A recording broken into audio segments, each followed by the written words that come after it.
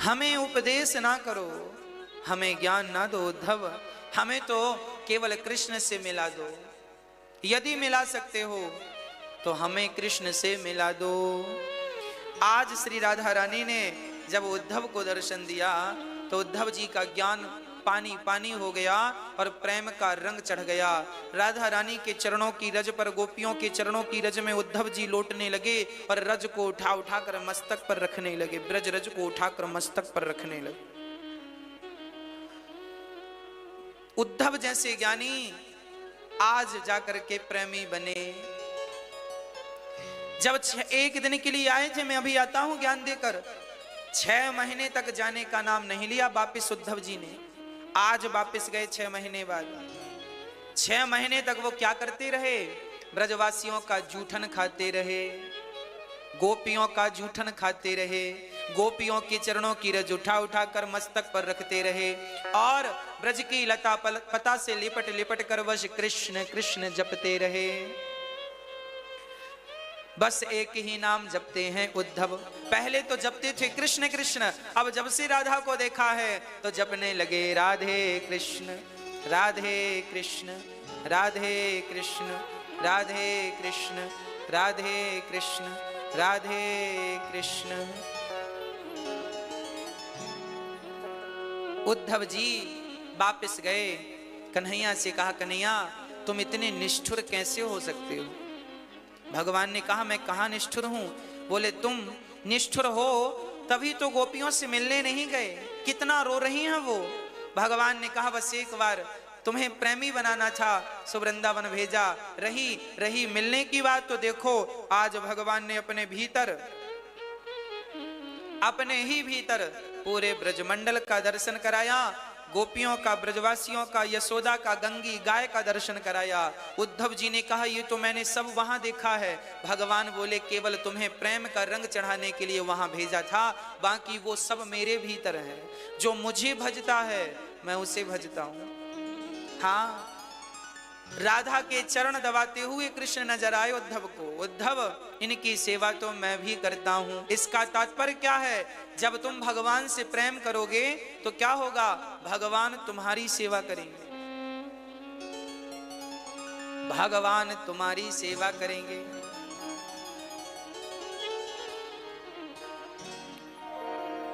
भक्तों, भगवान श्री कृष्ण का ये पावन सा चरित्र उद्धव प्रसंग बड़ा अद्भुत है। बड़ी अद्भुत लीलाएं हैं गोविंद की। भगवान के विवाह की चर्चा कल हम लोगों ने सुनी। भगवान का पहला विवाह रुक्मिणी मां से संपन्न हुआ। दूसरा विवाह भगवान का जामवंत की बेटी जाम्बवती से हुआ। ये जामवंत जी त्रेता युग की वही जामवंत हैं। जामवंत के वचन सुहाए, सुनी हनुमंत हृदय अति भाए। ये वही जामवंत हैं। जब राम रावण का युद्ध पूरा हुआ तब जामवंत जी ने कहा कि हे प्रभु, मेरी बराबरी का कोई मिला नहीं, इसलिए मैं युद्ध किससे करता, आप जरा दो दो हाथ की कर लो। राम जी बोले, इस जन्म में संभव नहीं है, मैं कैसे युद्ध करूं आपसे? अगली बार त्रेता युग में आपसे युद्ध करूंगा, द्वापर युग में आपसे। ठीक है। पूरा समय, कार्यकाल पूरा हुआ। आज भगवान श्री राम कृष्ण बनकर जब आए तो द्वारिकाधीश में एक सुंदर सी चर्चा। बोलिए भक्त वत्सल भगवान की जय। हमारे मध्य हमारे गुरुजन पधारे हैं। हाँ, अपने से बड़ों का नाम मैं कैसे लूं, ये तो हमारे गुरुजन हैं और ये दास तो इन सभी गुरुजनों के चरणों की धूल है। आज ऐसे महापुरुषों का दर्शन करने का अवसर मिला। आप उच्च कोटि के ठाकुर जी के भक्त भी हैं और भगवत प्रेम बढ़ाने के लिए नियम से गायत्री जप करते हुए औरों को प्रेरणा देते हैं। बड़े बड़े यज्ञ अनुष्ठान आपके माध्यम से संपन्न होते हैं, भागवत कथाएं भी आपके माध्यम से गाई जाती हैं, कही जाती हैं। आपके चरणों में दास अनिरुद्ध का कोटि कोटि नमन।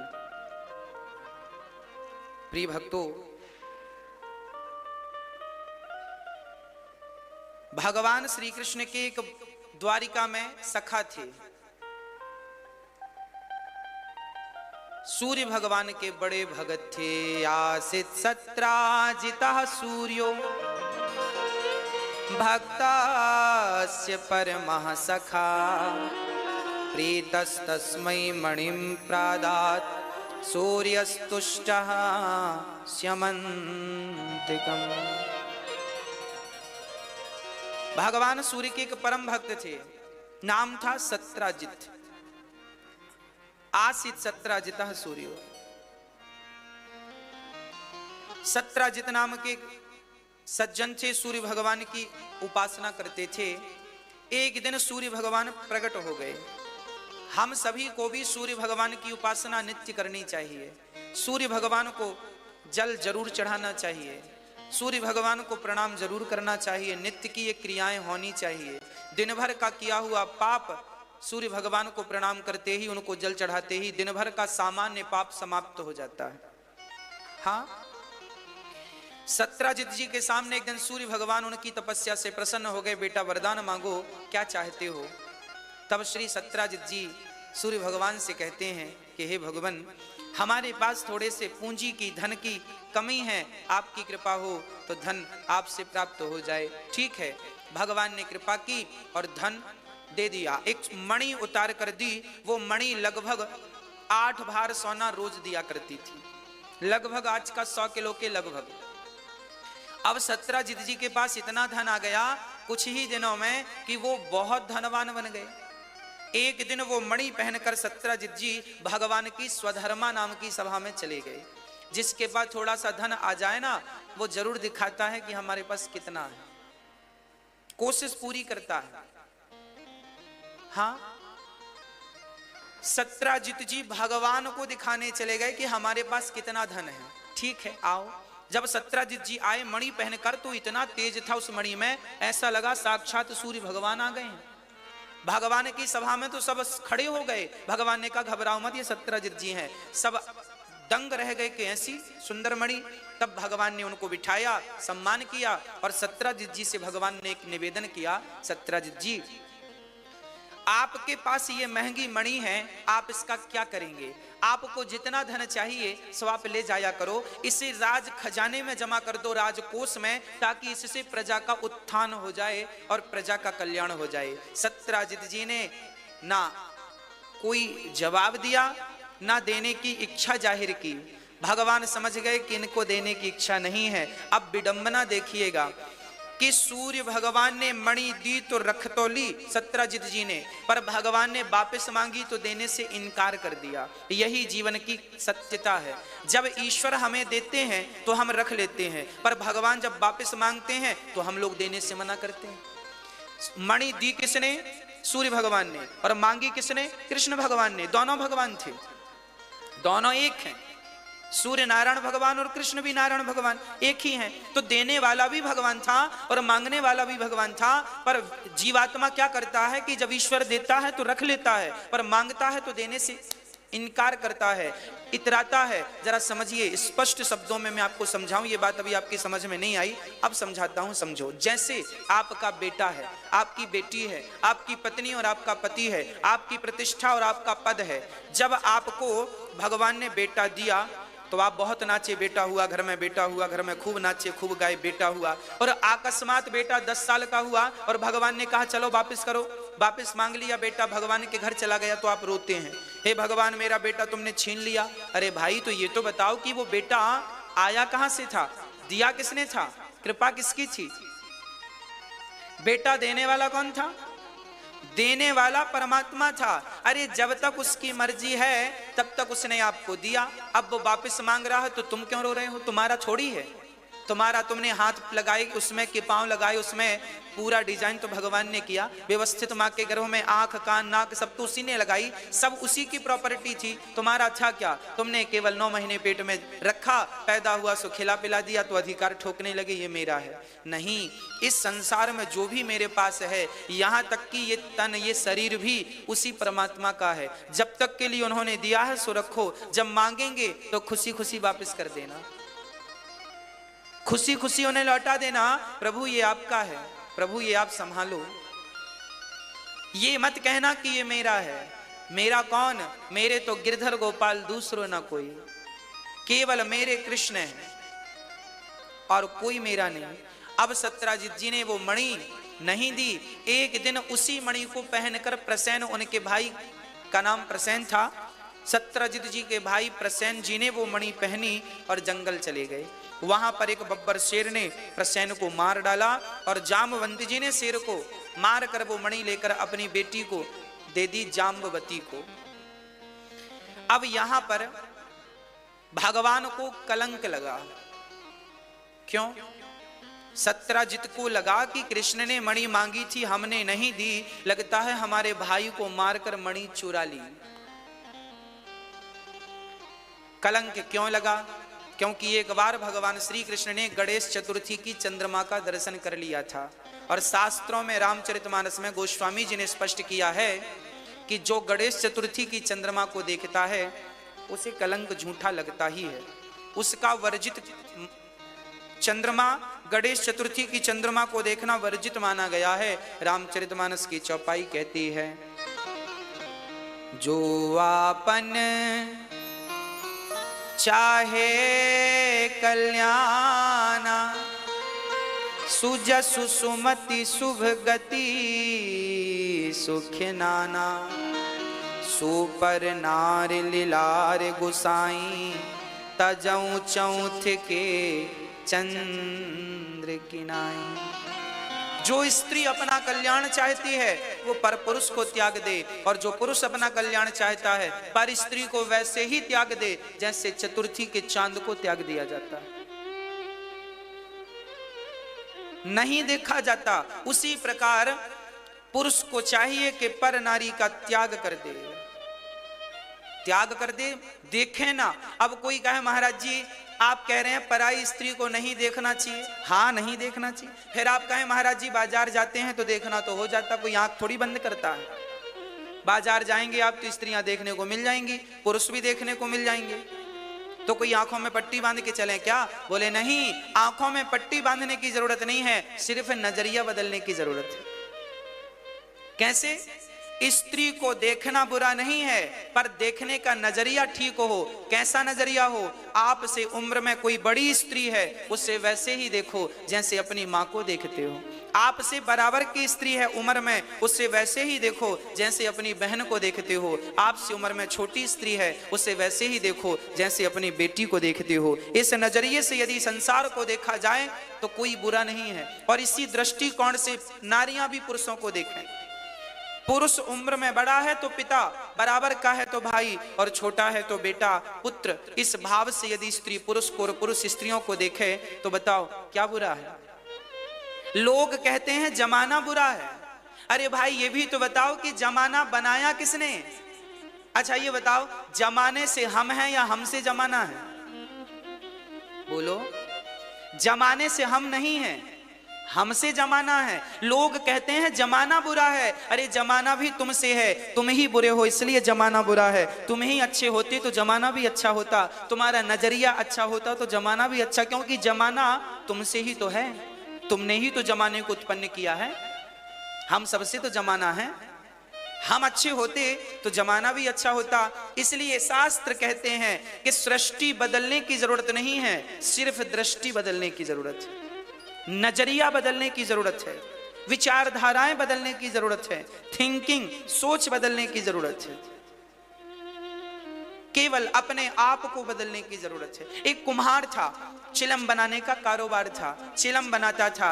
एक संत वहां से निकले। संत ने कहा, भाई गर्मी आ रही है, चिलम मत बना, घड़ा बना, अच्छे खासे पैसे मिलेंगे। संत की बात कुम्हार भाई ने मान ली और वो मिट्टी जो चिलम के लिए रखा था, उसी मिट्टी से बढ़िया बढ़िया घड़े बना दिए और बढ़िया पका करके सुखा करके बाजार में बढ़िया से उतारा। अच्छे दाम मिले, बड़ा प्रसन्न हुआ।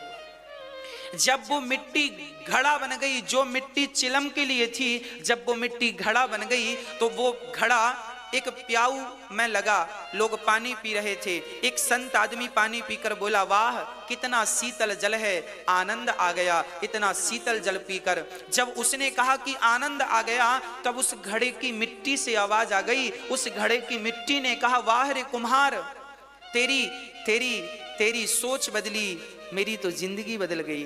तेरी दृष्टि बदली, मेरी तो सृष्टि बदल गई। बोले क्यों? तूने मुझे चिलम बना दिया होता तो मैं भी जलती, औरों को भी जलाती जो पीता। तूने मुझे घड़ा बना दिया, मैं भी ठंडा हूं, जो इसका जल पीता है वो भी शीतलता को प्राप्त होता है। कुम्हार, तेरे विचार बदले, मेरी जिंदगी बदल गई।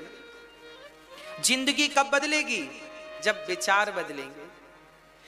मिट्टी वही है, उस मिट्टी की चाहे तो चिलम बना दो, चाहे तो घड़ा बना दो, मर्जी आपकी। हाँ मेरी माँ, ये वृंदावन वृंदावन है। एक बार वृंदावन में सिकंदर आया था। हाँ, श्री हरिदास जी के जमाने में कोई बहुत बड़ा मुगल का राजा, बड़ा शान शौकत वाला आया और हरिदास जी महाराज का दर्शन किया। तो हरिदास जी के दर्शन करने के बाद उन्होंने कहा कि ये वृंदावन में क्या रखा है, सूखा है, उजड़ा है, कुछ भी तो नहीं है। तब हरिदास जी ने कहा, अच्छा हरिदास जी उन्होंने एक बढ़िया सी, उनके शिष्य थे हरिदास जी महाराज जी के, जो परम शिष्य थे तानसेन, बढ़िया गाते थे, गायन विद्या में प्रकांड थे। उन्होंने एक गलत राग गाई तो गुरु जी ने कहा ये गलत है, सही ऐसी है, तो सही राग गाई। जब वो राग गायन श्री हरिदास जी ने सुनाया तो वो जो राजा था, बादशाह था, वो बड़ा प्रसन्न हुआ। उसने कहा, हरिदास जी आपको हम कुछ देना चाहते हैं, कुछ हमसे ले लो। हरिदास जी ने कहा, हमारे पास सब कुछ है। वो निधि वन में रहा करते थे श्री हरिदास जी। बोले हमारे पास सब कुछ है, तुम कुछ मत दो। ना ना हम कुछ देंगे। वो राजा बोला कुछ देंगे, कुछ देंगे। तो हरिदास जी बोले फिर एक काम करो, हमारे यमुना जी का एक घाट टूट गया है, कोना, घाट का एक कोना टूट गया है, वो कोना की जरा तुम मरम्मत करा दो। तो वो बादशाह हंसने लगा, वाह अरे हम इतने बड़े राजा हैं, हमसे छोटा सा काम क्यों देते हो, कोई बड़ा सा काम दो। तब हरिदास जी यमुना जी के पास ले गए और यमुना का जल उसकी आंखों में छिड़का। और जब आंखों में छिड़का तो हरिदास जी की कृपा से, उनकी भगवत भक्ति के बल से हरिदास जी ने उन्हें वृंदावन देखने की एक दिव्य दृष्टि प्रदान कर दी। जब दिव्य दृष्टि से उस राजा ने जब वृंदावन को देखा और उस घाट को देखा, तो उस घाट का जो कोना टूटा था, वो घाट में इतनी कीमती मणियां और इतनी कीमती सोना चांदी हीरा मोती क्या क्या नहीं था। उस एक टुकड़े को जोड़ने के लिए राजा अपनी पूरी दौलत लगा देता तो वो एक हिस्सा घाट का ठीक नहीं कर पाता। वो राजा चरणों में गिर पड़ा, महाराज मैंने वृंदावन को चर्म चक्षुओं से देखा तो कुछ नजर नहीं आया, पर आपने दिव्य चक्षु दिए तो पता चला कि यहाँ की तो हर रज में कृष्ण समाये हैं, हर गोरी रज राधा है और हर काला कण कृष्ण है। यहाँ तो कृष्ण ही हीरा है और कृष्ण ही मोती है, यहाँ तो कृष्ण ही धन है। इसलिए वो राजा उल्टे पांव दर्शन करके चला गया। कहने का तात्पर्य क्या है? देखने का नजरिया होना चाहिए। ये वृंदावन यदि सामान्य निगाहों से देखा जाए तो वृंदावन में गंदगी भी दिखाई पड़ सकती है, ये वृंदावन गंदा भी दिखाई पड़ सकता है, यहाँ के लोग बुरे भी हो सकते हैं, परंतु जब दिव्य चक्षुओं से देखा जाएगा तो पता चलेगा कि वृंदावन के बंदरों से लेके वृक्षों से लेके यहाँ का हर वो व्यक्ति जो यहाँ वास करता है वो कृष्णमय है, कृष्ण के सिवा कुछ भी नहीं है, कृष्ण के अतिरिक्त कुछ नहीं है। हाँ, कण कण में समाये हैं वो। भक्तों, केवल दृष्टिकोण बदलने की जरूरत है, संसार अपने आप बदल जाएगा। एक पागल बच्चे ने अपने पिता से कहा, पापा हमें सब कुछ लाल देखना है, सब कुछ लाल करवा दो। क्या संभव था? सब कुछ लाल, स्त्रियों को लाल करो, पुरुषों को लाल, पेड़ पौधों को लाल, भूमि को लाल कर दो, रज को लाल कर दो, ब्रज रज को, सब क्या संभव था? इस फूल को लाल कर दो, इसको भी लाल कर दो, ये सब लाल, मेरे को लाल ही चाहिए, कुछ दूसरा कलर नहीं चाहिए। क्या संभव था? संभव था। उस पिता ने उस बच्चे को लाल कलर का चश्मा पहना दिया। जब बच्चे की आंखों में लाल चश्मा लगाया तो फिर वो जो देखता सो लाल नजर आता। बस भक्तों, आप भी अपनी आंखों में भक्ति का चश्मा लगाइए, फिर जहां देखोगे वहां कृष्ण कृष्ण नजर आएंगे। जो कहते हैं कि भगवान नहीं है, शायद उनके आंखों में अभी भक्ति और प्रेम का चश्मा लगा नहीं है। जिस दिन वो प्रेम और भक्ति का चश्मा लगा कर देखेंगे तो कण कण में बिहारी जी का दर्शन होगा। भगवान श्री कृष्ण का जब सत्यजित के भाई प्रसेन नहीं लौटे तो सत्यजित ने झूठा आरोप लगाया कि शायद कृष्ण ने हमारी मणि चुरा ली। भगवान पर कलंक लगा दिया। भगवान इस कलंक को मिटाने के लिए अपने साथियों के साथ चल पड़े। देखें तो प्रसेन कहाँ, हम ही पता लगाएं। चलते चलते चलते चलते जंगल में पहुंचे तो वहां पर शेर प्रसेन मरे पड़े थे। शेर के पांव के निशान देखे तो पीछे पीछे गए, शेर मरे पड़े। आगे चले तो ऋक्षराज के पांव के निशान सीधे गुफा तक ले गए और वहां भगवान ने कहा कि इस गुफा के भीतर मैं प्रवेश करता हूं। जो उनके साथी थे उनसे कहा आप यहां मेरा इंतजार करना, हमारा इंतजार करना। आगे भगवान श्री कृष्ण गए, वहां जाकर देखा गुफा के भीतर एक सुंदर सी कन्या उस मणि के संग खेल रही थी। भगवान आज वो कन्या से मणि लेने के लिए आगे बढ़े। देवी ये मणि हमें दे दो। तभी जामवंत जी आ गए। चिल्लाया उस कन्या ने, पिताजी बचाओ। जामवंत जी आए और जामवंत जी भगवान श्री कृष्ण को चुनौती देने लगे, हमसे युद्ध करो, कौन हो, तुम्हारी हिम्मत कैसे हुई यहां प्रवेश करने की। अब जामवंत जी बोले ठीक है युद्ध करो। भगवान ने कहा ठीक है आपकी मर्जी, तो युद्ध कर लेते हैं। भगवान का जामवंत जी से लगातार 27 दिन तक युद्ध हुआ। खूब पिटाई की भगवान ने जामवंत जी की। ये जामवंत जी युद्ध क्यों हो रहा है? मैंने अभी कहा कि त्रेता युग में जामवंत जी ने कहा था प्रभु हमसे दो दो हाथ कर लो। भगवान ने कहा द्वापर में करेंगे। आज भगवान ने नस नस ढीली कर दी और जामवंत जी चरणों में गिर पड़े। मुझे तो लगता है आप ही मेरे राम हैं। तब भगवान ने दर्शन देकर जामवंत जी को कृतार्थ किया।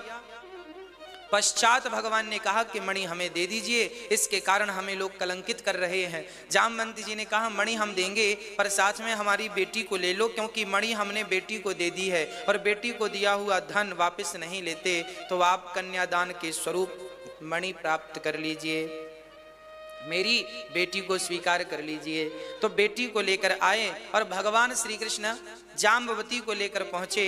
द्वारिका जब पहुंचे, अच्छा कुछ संत ये भी कहते हैं कि जामवंत की बेटी जाम्बवती बिल्कुल जामवंत जैसी थी।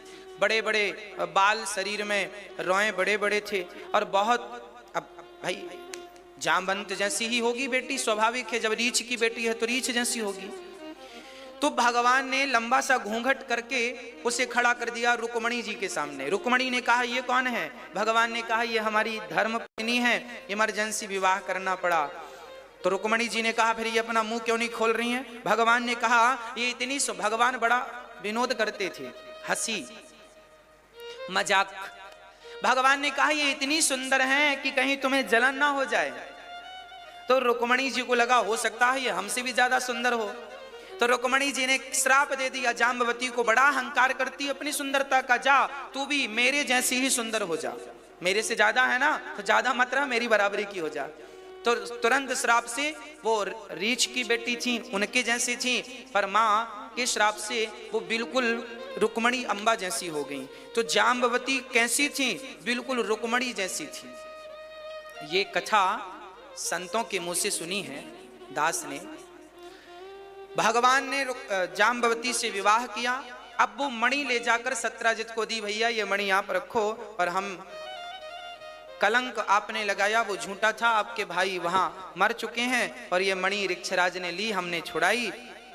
अब सत्यजित जी को बड़ा शर्मिंदगी महसूस हुई। लोगों ने कहा बताओ भगवान को तुमने कलंक लगा दिया।